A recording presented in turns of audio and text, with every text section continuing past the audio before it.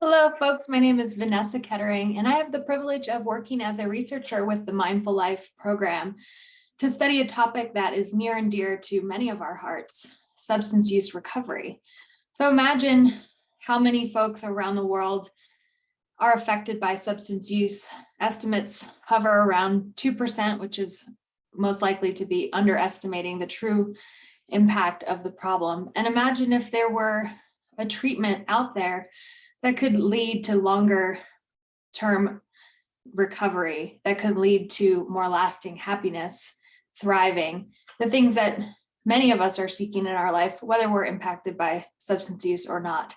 So that was exactly the type of question that led us to study a new program, Mindfulness in Recovery, that was really developed to help not only those who are just starting out in their treatment, but also folks who have longer term recovery that are still plagued by suffering, ruminative thoughts, and to really look at how we can innovate in this recovery field. So I'll share with you some of the results from our study that we were privileged to do within a residential treatment setting. So just to give you an idea of the program that we did, and then we'll look at some of the outcomes.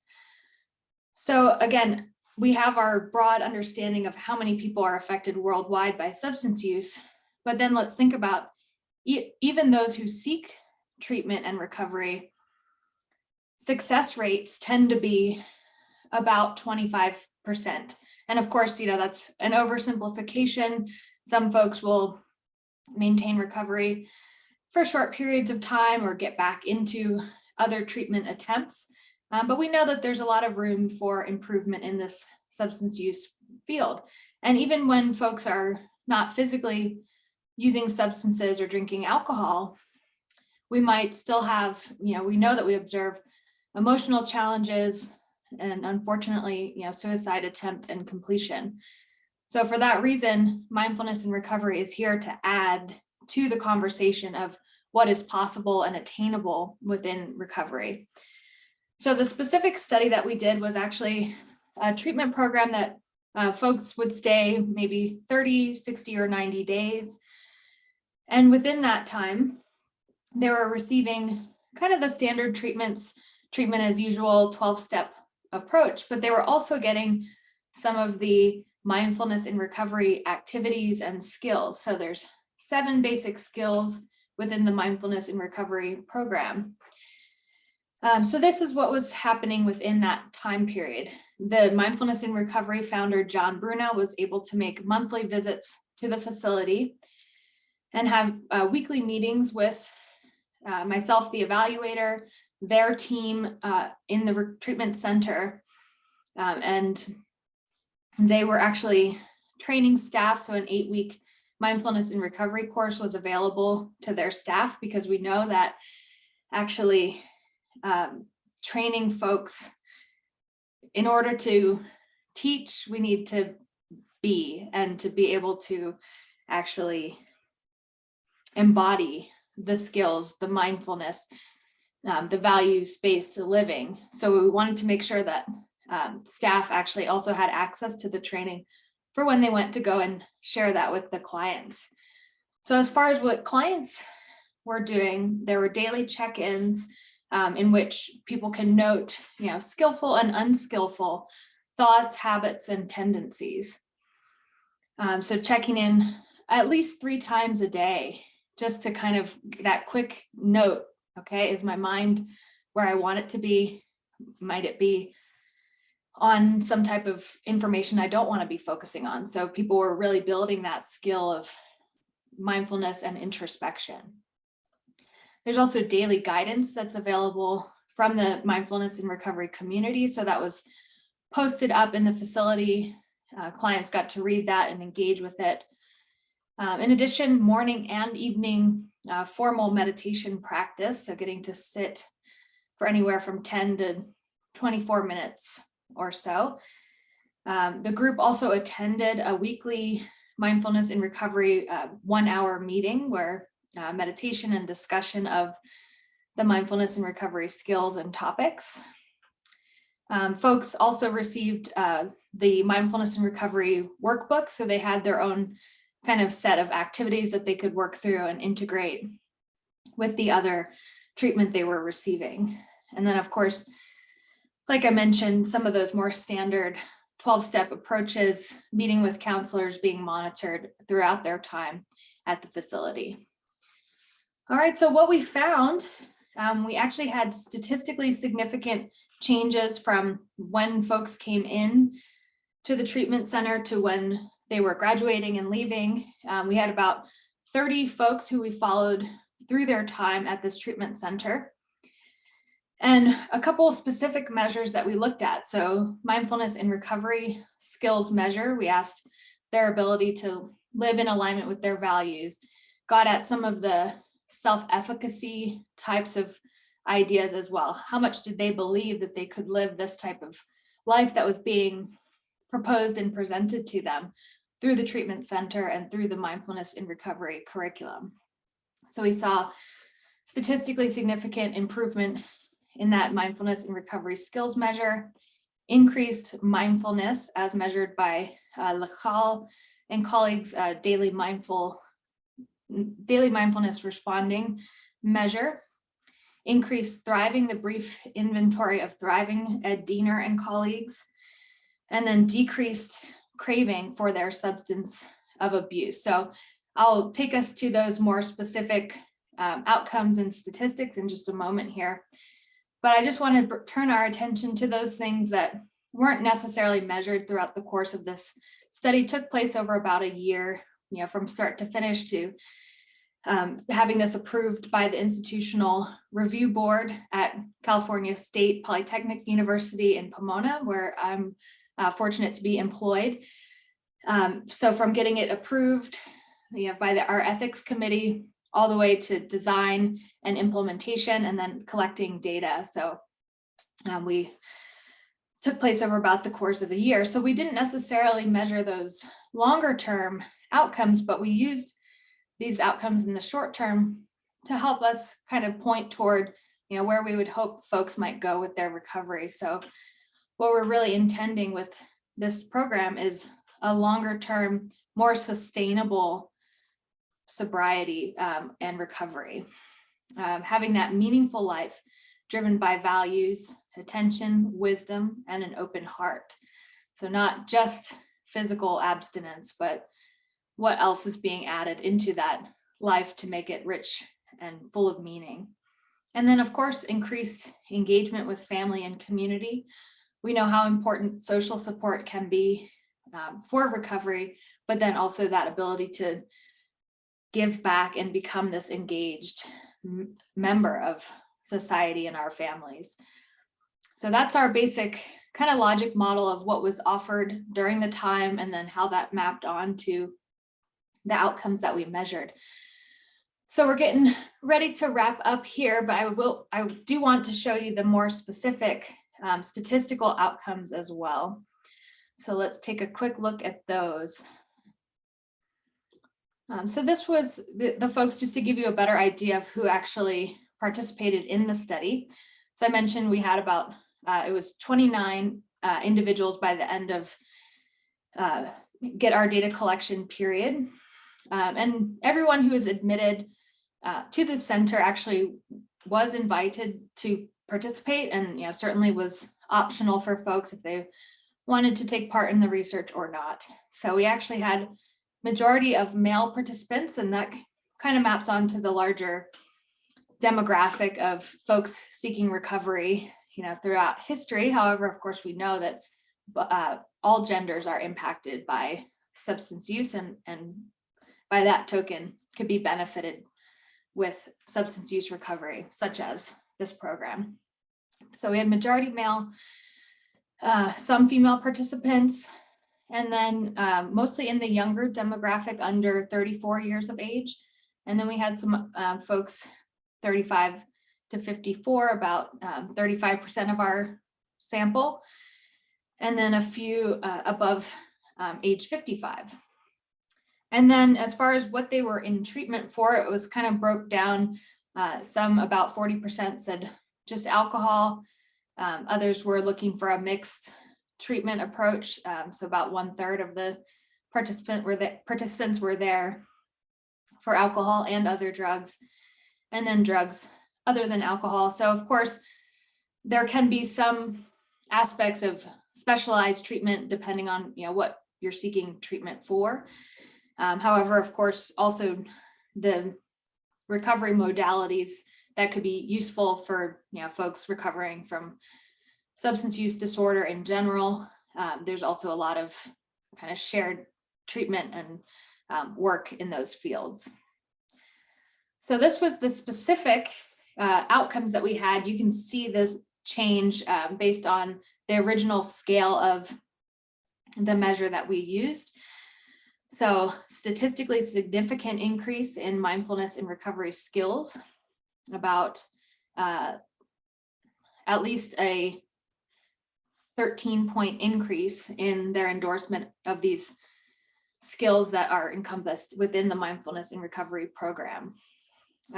Statistically significant increase in mindful responding on that DMRS, the daily mindful responding scale.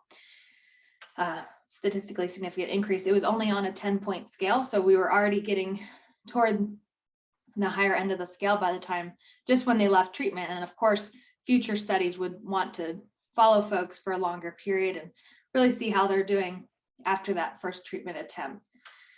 Thriving was our biggest effect. So much, about 16, 17-point increase in thriving. And again, remember that each of these scales have their own kind of scoring system. So we'll look at effect size that kind of gives us a more standard measure of kind of how much improvement took place over the course of this treatment. And again, keep in mind, we had folks when they were first coming in compared to their own data when they were leaving the program. So we got to see that change. All right. And then also a really important measure, of course, would be the decrease in craving. So statistically significant decrease in how often they're thinking about their drug of choice, how much they were hoping to get it, how much do they think they could refuse it if somebody were to offer it to them. So important also measure of refusal skills and recovery self-efficacy. All right, so just to take another look at the data overall, for those who like these types of numbers, we can see we had 29 folks fill out all of these measures.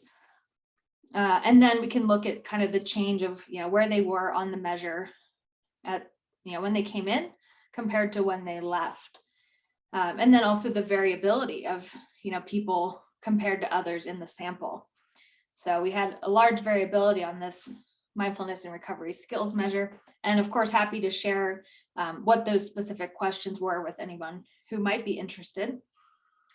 But this is the important thing as well. So we actually did a t-test to see everyone, kind of the overall picture of everyone in the sample at pre-test compared to themselves, right? That kind of different score, the change over time that they had to when they left the program. So you can see that each of these t-tests came out as statistically significant.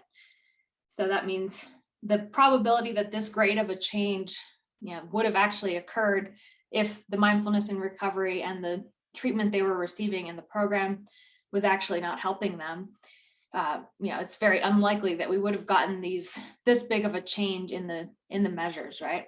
So another way of kind of understanding that is to look at Cohen's d, which is a measure of effect size. So again, it's that how much kind of idea. So we actually saw the smallest change in mindfulness and recovery skills measure of the 4 measures that we're looking at today. But that's still quite a large effect size. So above 0.7 is considered a large effect. So they change quite a bit. And you can see that also in the raw data, right? So on average, people scored about a 57, rated themselves as a 57 on the scale, when they came in, and then on average, it was a 72 once they left. So increase in that endorsement of how they felt they related to those skills, that they could enact those skills. Right, and then mindfulness, again, very large effect size of 0.96, and you can also see that in that the T value is larger, so T of 5.17. Okay, and thriving was our largest effect, which is really wonderful because, again, physical sobriety and abstinence is important, of course, but we also want to know what's happening above and beyond that, right? So actually, this endorsement of thriving, really feeling part of a community, those types of ideas. So we saw a large increase again in that measure. So from about a 27 or 28 on average, right? So keep in mind, this is across the sample. And then we could, of course, look at individual change as well. But what these statistics really help us do is just get an overall picture, right? So from about a 28 up to 46 on the scale. So quite a large increase again in those feelings of thriving, and somewhat expected, of course, right? You're probably not signing into treatment on a good day necessarily, but we're really glad to see that folks were feeling more confident that they were endorsing this thriving measure, right, at a greater level when they were leaving treatment. And that's what we want to see, people going out into the world, having some of that confidence built back up, starting to feel like there is meaning and purpose in life, and that they actually have the skills to carry that out. Right. And then finally, the craving, right? The thing that could potentially take people out if they're not monitoring the mind in that way. And that's also part of, in a sense, what we didn't really measure, but it's also most likely going to be leading to these other outcomes, right? Mindfulness of monitoring the mind, knowing what one is doing while they're doing it. So if these thoughts of craving come up, right, and somebody's not taking a critical eye and becoming aware of that, that could potentially lead to an action of drinking or using or relapse. So having that overall reduction in craving is also important, in addition to monitoring the mind for when craving does come up. So we had a statistically significant decrease in craving. So that T actually should be a negative 6.6 because it's lower from pre-test to post-test. We're keeping those all heading in the same direction. So -6 means it's a large effect in the decrease. And in that case, because it's craving, we want that to decrease, right? Whereas thriving, mindfulness and recovery skills, all of those increased. Okay. And then we have the Cohen's D of 1.23. So again, very large effect of this change from pre to post. All right. So really great chance to just kind of get this study up and running. Was really intended to be more of a pilot study, just to see how implementation could work in a facility, and also, just to note that that effect. Was it there? Was it not? So of course, there's within that, any study that you do will have some limitations, of course. So we actually only had about 4 people who sort of started the study and then ended up going a different way and not completing the post-test. So not too bad as far as normal attrition rates for treatment in this field. We did have a self-selection bias, so only folks who wanted to participate, and that's always going to be part of research, right? We certainly can't force anyone to participate, but for those who wanted to, there may have been something different about them than compared to their peers who decided not to opt into the study. One big thing, of course, as I mentioned, we have our pre-test and our post-test, so we could see change within each individual and then the overall picture of that change. But what we didn't have for this particular study was a control group or a comparison group. So actually seeing what types of changes could we observe in folks who are maybe in a different treatment center, receiving a different type of curriculum. All right, and then finally, of course, folks are in treatment, so there may have been some level of social desirability, right, of wanting to endorse the fact that they have gained these skills. So that's always going to factor in some ways when we observe these changes. However, we also imagine that folks are answering truthfully with how they were feeling when they actually completed those different surveys. So with that, I want to almost wrap up, but I do want to find our references so we can take a look at those briefly as well. So here we go. Just so you're aware of where the measures came from and all of that good stuff. So these are some former research in the field. We had a great review paper by Korecki and colleagues in 2020, starting to look at mindfulness-based programs and understanding that this could be really a key component that would enrich and enhance current treatments in the field. Lacal and colleagues 2015 was the mindfulness measure that we used. It's actually a very nice 4-question measure, and we did have permission from them to use their measure.